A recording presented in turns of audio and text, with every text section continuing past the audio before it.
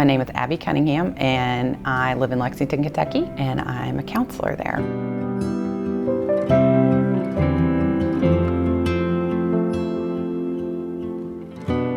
I grew up in a conservative Christian home and took off to Vanderbilt knowing not a soul. Kind of quickly decided to shed the conservative Christian values and give, the fun that I had been spoken to by so many people of college life a try, but sort of had this nagging voice in the back of my head saying, maybe this isn't the way. But during that first year of college, really felt like, okay, this is kind of making me miserable in some ways, and just had heard about RUF, didn't have any idea what RUF stood for, just had heard there's a ministry that people like called RUF. So I will never forget walking into my first RUF campus meeting. I was greeted by this very warm woman with a Southern accent who began to just, ask me all these thoughtful questions about my life. And I remember thinking, I've been in college a year and I have not had one conversation like this.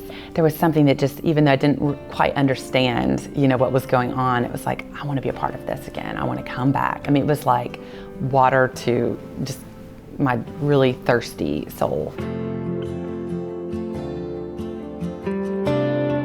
I just think my own personal story, I can't help but, think about where I would be without the RUF campus ministry workers that were there to sort of intercept me when I absolutely thought I was a Christian, but more just had, Christian conservative values. I didn't have a relationship with Jesus. And so I am just so thankful that people decided to join the support team of those folks that were on Vanderbilt's campus. RUF to me, almost feels like a greenhouse, of growing people up into the church. And so I think that's modeled for college students, the importance of the church, so that when they're done with RUF and they're done with their college days, they don't feel like completely dropped. I just know I was the recipient of that, so how could I not be, a part of that myself?